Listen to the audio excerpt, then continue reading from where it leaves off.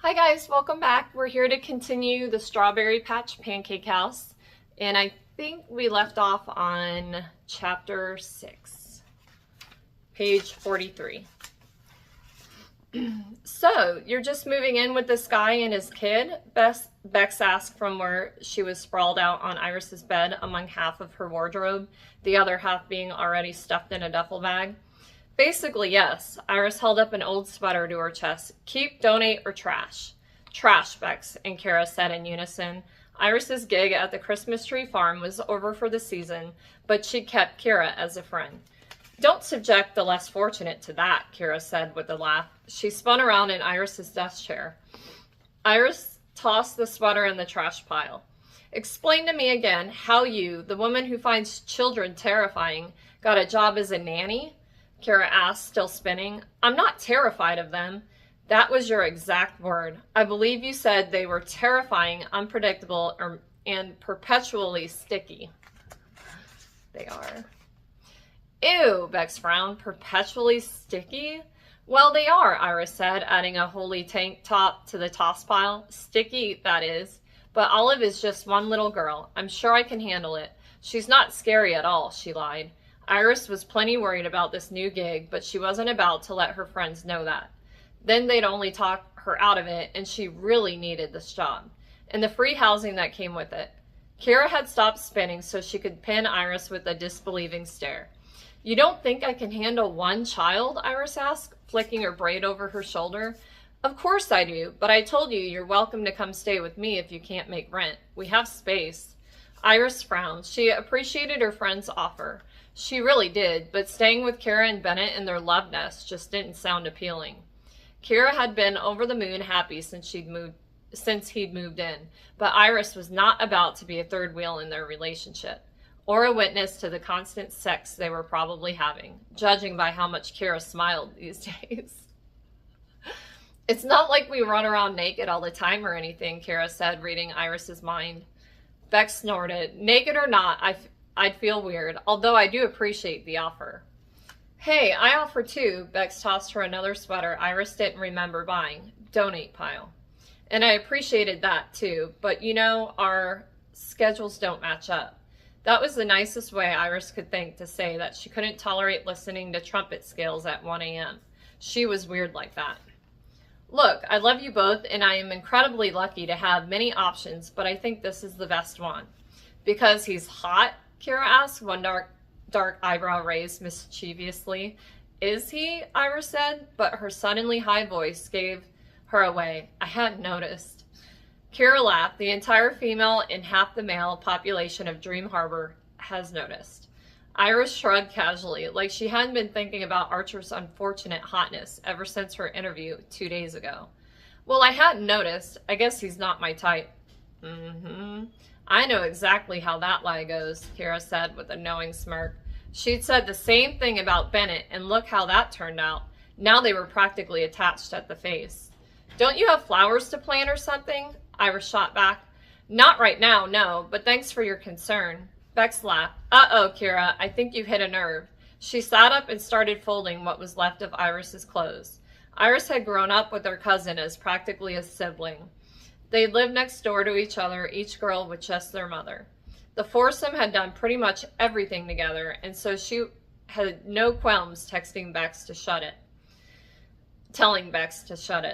But she was here helping her pack, so Iris decided to be nice. She didn't hit a nerve. I feel very good about my decision. Her friend and her cousin stared at her with matching incredulous expressions on their face. I do. I told you I can handle it. But do you want to? Kara's expression softened. Are you sure you want to nanny? Iris fought the urge to shrug and instead rolled back her shoulders in a stance to faux confidence. Yes, I do. I'm telling you, it's going to be easy. She's at school most of the day, and I get a free room. Think of all the money I will save. I figure I do this until she's out of school for the summer, and then I'll let Archer know he has to make other arrangements. It's a good plan. It was a good plan. She'd given it a lot of thought. She'd help out Archer and Olive for a few months until they got settled into their new life together. She'd save up some money, and then she'd move on. Like she always did. She'd even help Archer find a replacement for her when the time came. Even she could handle dealing with one kid for a few months. How hard could it be? Sure, Olive had a tendency to run off, and yes, she didn't speak to her father yet, but now Iris knew right where she ran off to, and Olive spoke to her, so that wouldn't be a problem. And besides, plenty of people didn't love their jobs. This was something she had to do to make ends meet, just for now, just to catch up on a few bills, to save first and last month's rent for a better apartment, to fill the gaps her other jobs left in her bank account. Iris could get one kid ready for school and pick her up each day. It's not like she had to be her parent, something Iris had zero interest in general. Mom was not a job she ever planned on having, but nanny wasn't mom. She just had to keep Olive alive for a few hours a day. It would be easy. That was her new motto, and she was sticking to it. Okay, if you say so. I just want to make sure you're not making any rash decisions, Kira said. Iris laughed. Are you serious right now? Kira's straight face cracked, a giggle spilling out. I was trying to be. She stood from her chair and gave Iris a hug. Just don't buy any real estate without looking at it. We don't all have trust funds, babe. Kira grinned. Not anymore. That thing is long gone. Iris laughed. Thanks for helping with the packing. No problem. I do have to go, though. Farm life calls. Of course it does. See you at yoga tonight. Or see you at yoga tonight?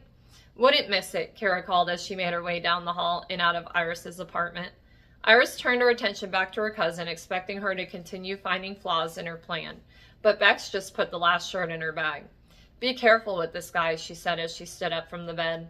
What does that mean? It means be careful. You're in a vulnerable position here. Iris, don't let him take advantage of you. Take advantage of me? Bex. I'm serious, she said, throwing up her hands. Mr. Fancy Pants Chef is used to being in charge, used to getting what he wants from his employees. Things can go sideways quickly. Iris opened her mouth to argue, but then shut it. She thought about Archer's disapproving looks, about the yells and crashes she heard coming from the kitchen at the diner, about his reminders to be prompt. Was Bex right? Was he the kind of guy who would just also think he could take liberties with the nanny? Did he corner unsuspecting waitresses? Did he use his intimidating presence to get whatever he wanted from people? And she would be living in his house. There was no HR to report it if things got weird between them. She shook herself. I Googled him. Not a single complaint or rumor or whistleblower claiming he ever did anything untoward. His record is spotless. Bex, it's fine. Her cousin looks suspicious. He's spotless or he's very good at not getting caught being a dirtbag. Bex, just take this. It will make me feel better. What is this? Pepper spray? Bex grinned. Yep, in case he gets fresh. Gets fresh? Bex, what are you, 85? She shrugged. I should probably stop attending your classes for seniors. Probably. But I like them. Me too, and don't worry, if Archer Bear tries anything with me, you can lead the mob of angry senior ladies that will be sure to hunt him down. Bex's smile grew. Perfect. Iris tossed the pepper spray onto the bed, a little afraid to be holding it, and gave Bex a hug. Thanks for looking out for me. Someone has to, now that your mom ran off to Florida. She didn't run off. She relocated to be with Gabriel, Bex said grimly. Right, Gabriel, Iris echoed. She hadn't really bothered committing his name to memory. Gabriel was the latest in her mother's long line of short-lived boyfriends, but he was the man currently making her mom happy. So who was she to judge? Her mother loved falling in love. She just wasn't very good at staying in it. Iris and Bex had a bet on how long this one would last. Iris figured he'd be gone by the end of the year. Do you think she'll come back after they split? Bex asked, pulling away from their hug. I don't know. She likes the warm weather, so I wouldn't be surprised if she stays. How's your mom? Same as ever. Bex's mom, Iris' Aunt Heather, had gone a completely different route, sworn off men, and now lived in an ashram in Calabasas that Iris still wasn't fully convinced wasn't a cult. Tell her I said hi. Will do. Thanks, Bex. Anything for my little cousin. I'm 2 months younger than you. Still counts. She grabbed her raincoat off the back of the chair and headed for the door. Love you. Bye. Bye. Iris stood in her nearly empty apartment and couldn't help but smile. She had people who loved her and a new plan. And if there was one thing Iris loved, it was a new start. Maybe that was why she changed jobs so often. She loved a fresh start, and spring was just the time to do it. Iris was ready to bloom, like all the little buds on the trees still hiding from the chill. Whatever the reason, certainly not the hotness of her new boss, Iris was excited for something new, or so she planned to keep telling herself. Chapter 7, page 51. Archer stood in the middle of the diner kitchen, assessing his staff.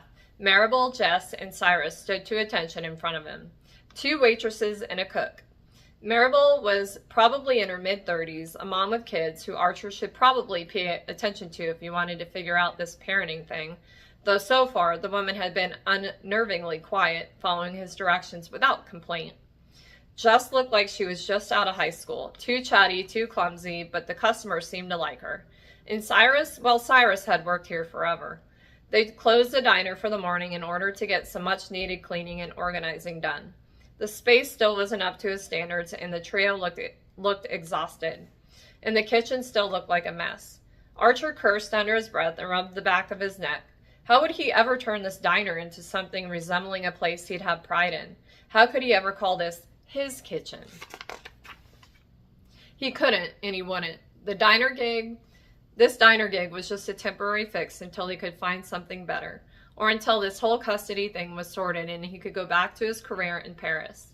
He pushed thoughts of the pristine kitchen and his old restaurant out of his mind. Crying in front of his staff wouldn't help anything. It had been nearly 2 weeks since he'd moved here, and Olive had still only spoken about 10 words to him.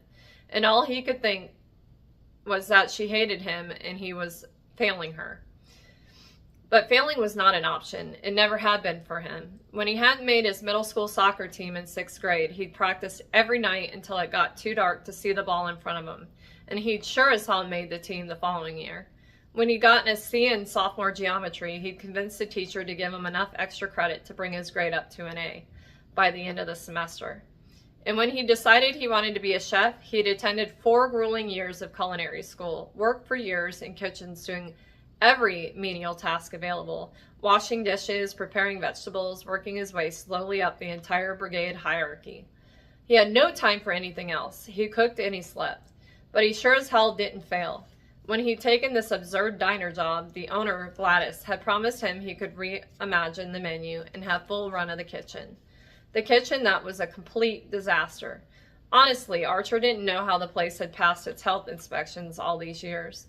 But he was in charge now. He'd get the diner in good working order. He'd get his daughter to speak to him, and once he convinced the lawyers that he was a capable father and he gained full custody, he'd bring her to France with him and continue on the path he'd laid out for himself years ago.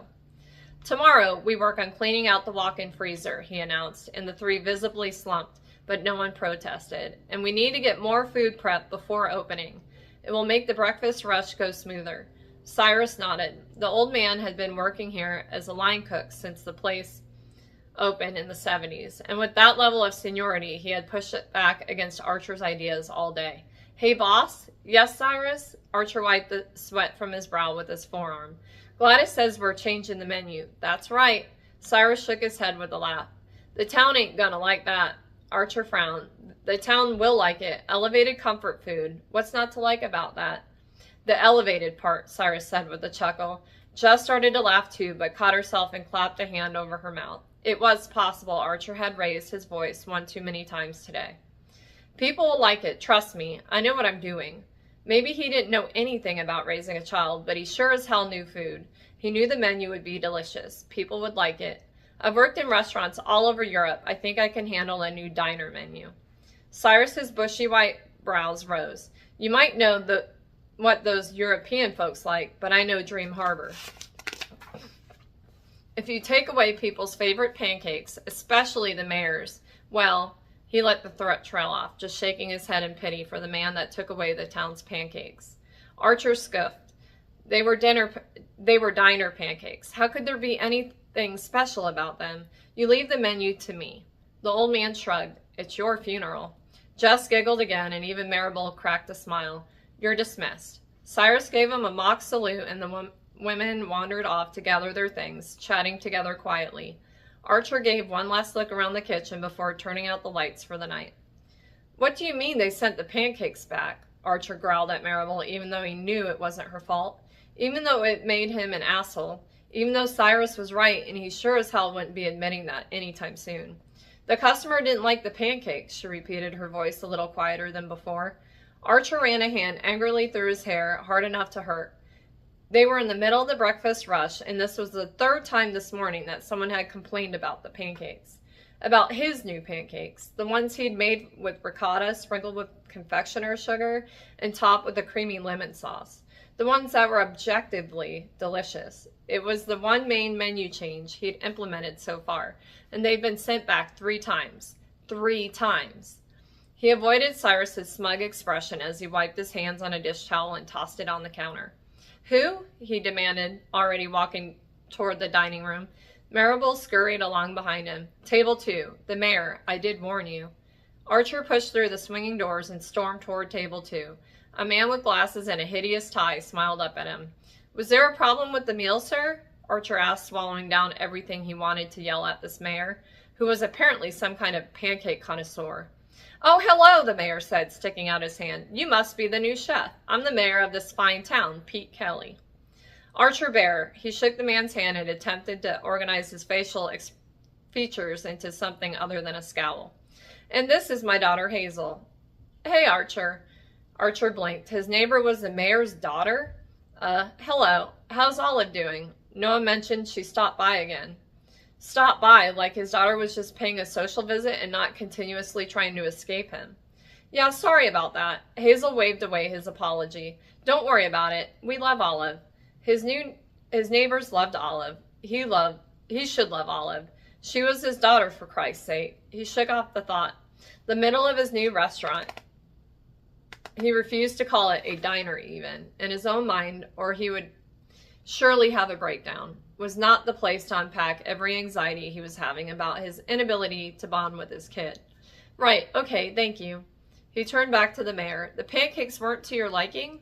The mayor smiled up at him with pity. I'm a simple man, Archie. May I call you Archie?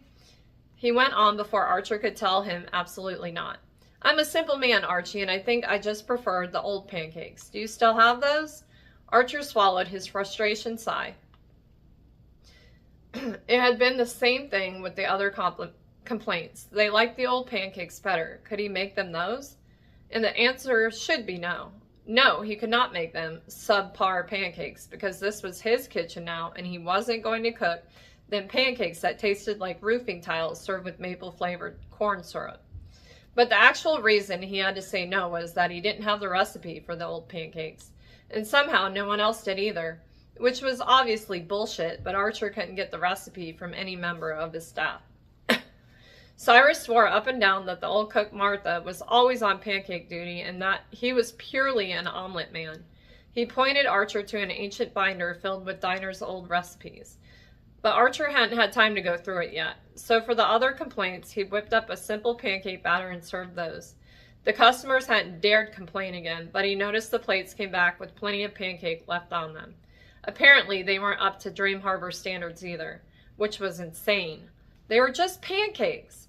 Archer could make them a souffle with his eyes closed if they wanted, but somehow a simple recipe of flour, baking soda, eggs, and milk wasn't good enough for them. It was like he was caught in one of those nightmares where you're in a school but can't remember how to open your locker or tie your shoes. The one thing he'd always been good at, always been able to do, somehow wasn't working anymore. He cleared his throat. I can certainly make you a simpler pancake. I'll get it right out to you. Thanks so much. Pete clapped a hand on his shoulder before he could walk away. We are delighted to have such a talented chef in town. I'm sure you'll get your footing soon enough.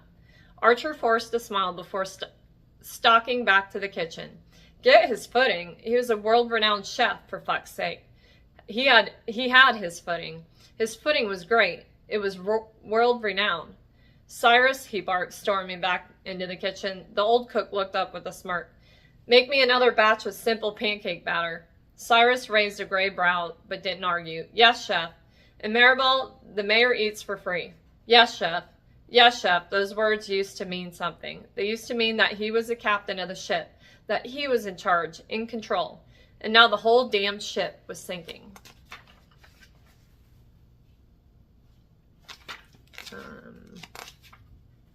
I'll read chapter 8 too. He'd completely forgotten that Nanny was moving in today until he pulled into the driveway and found her hauling 2 garbage bags filled with her possessions in through his front door. He resisted the urge to throw the car into reverse and drive anywhere but here. This was his life, his house, his kid. He closed his eyes and rubbed his temples as though he could massage out the tension. He didn't live in Paris anymore. He literally didn't have a home there for the time being. He'd sublet his apartment to a friend of a friend for the rest of the year. This was all he had now. He didn't spend his time cooking and smoking and sleeping with waitresses anymore. Now he lived here in the suburbs, and he got home at a reasonable time and used his paychecks from the diner to support his daughter and not to buy cigarettes and expensive wine. It was the right thing to do. For now, he just had to do it for now. In 6 months, if all went well, then he and Olive could move back to France. And with that helpful thought in mind, Archer got out of the car and made his way to the front door where Iris was currently wedged with her bags. Need some help? She turned abruptly. He startled her. Oh, hi. She looked flustered, little wisps of her hair escaping her braid. It was dry today, and now he could see that it was somewhere between blonde and red, a rose gold color he'd never seen before, and he was staring. He cleared his throat and grabbed one of her bags. Thanks, she said, shoving the other one through the door. You never really realize how much stuff you own until you have to move it. Actually, he'd had the opposite problem, needing to buy furniture and stuff to fill the house he'd rented to make it feel like a home, or a rough approximation of a home. But he didn't say any of that. He followed her into the house where a few more bags and boxes were now piled in the living room. Gladys was on the couch with Olive. Hello there, Gladys said. How's my diner? Honest answer? People hated his first new menu addition. He couldn't find the magic pancake recipe that everyone loved so dearly. The staff hated him, and he still hadn't gotten the kitchen up to his level of clean and organized. He was failing, but Gladys didn't need to know all that. It's going well. Wonderful, Gladys beamed. I knew it would. Hi, Olive, he said. How was school? The silence that followed his question was only made worse by the 2 women shooting him pitying glances. That good, huh? He said, trying to lighten the mood. Olive, why don't you tell your dad about the funny story you read in the library, remember? Gladys gave the girl a gentle nudge, but Olive just shook her head. That's okay, he said. She can tell me later if she wants to. He swallowed the frustration and disappointment building in his chest. Failure after failure today.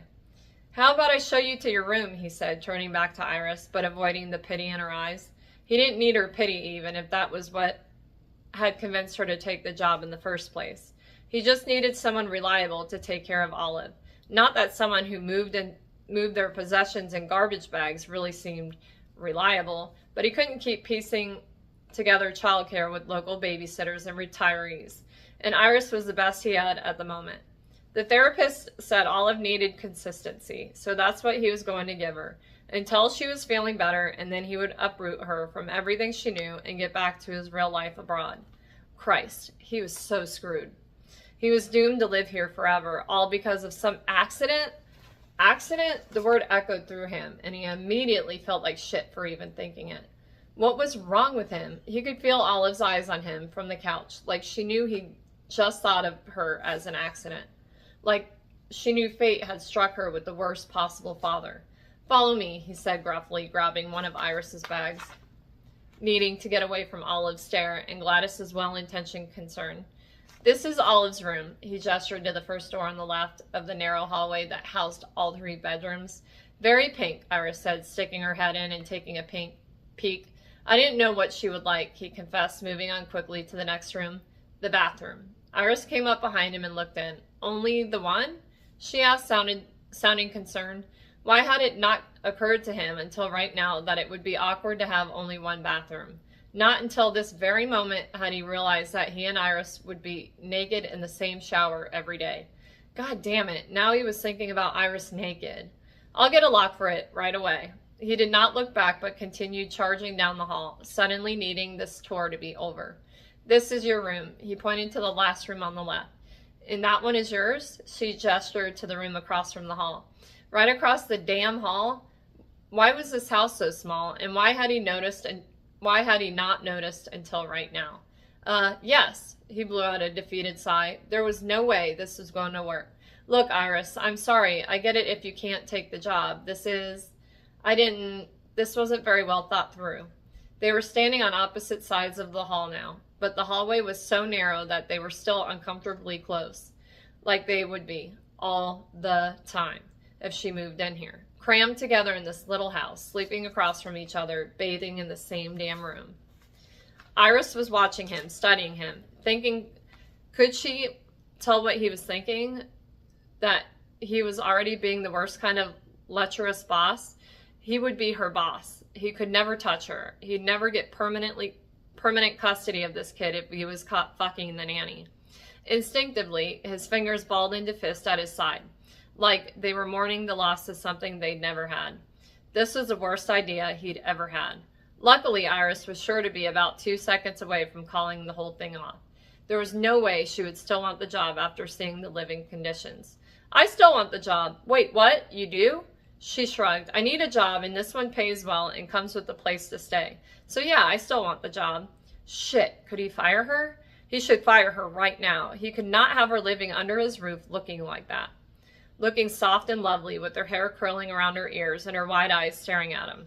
She was actually wearing real clothes today, jeans and a sweater, but he could still remember how she'd looked in those leggings, how he'd seen every delicate curve of her. Oh, no. Abort plan. Archer had slept with enough coworkers to know it was a very bad idea, and that was when they'd had their own homes to retreat to, and it had still always blown up in his face. He hadn't done it since he became head chef.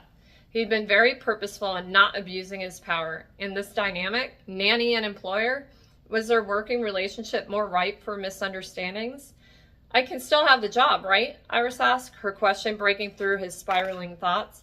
Because I kind of already gave up my apartment, and I don't really have the cash at the moment to get another one. I mean, there's my cousin's place, but she plays the trumpet all night, and there's Kira's, but I really don't want to have to hear her and Bennett doing it all the time because they make a friendship awkward. Because that makes a friendship awkward, you know? He didn't know. He didn't know anything anymore. He didn't know how to make pancakes or raise a child, and he certainly didn't know how to say no to Iris Fraser. Of course, he ran a hand through his hair and leaned back against the wall. Yes, of course you can still have the job. Iris beamed. Thanks. Her expression turned serious. But just so you know, I have pepper spray. Pepper spray? In case you get fresh, she said, grabbing her bag and heading into her new room. In case he gets fresh? Christ, what had he gotten himself into? This is going to be good. So we left off on page 65, which is chapter 9. So, yeah. Look at that. So I hope you guys are liking the book. Sometimes these kind of books are slower to the start. It takes like a little bit longer to get into them, but once you really get into them, I'm already into it because I already know Dream Harbor and the characters in it. But I haven't read the books in a while, like before Christmas, and I've read a ton of books after.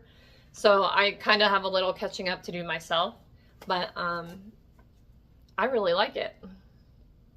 And yeah, but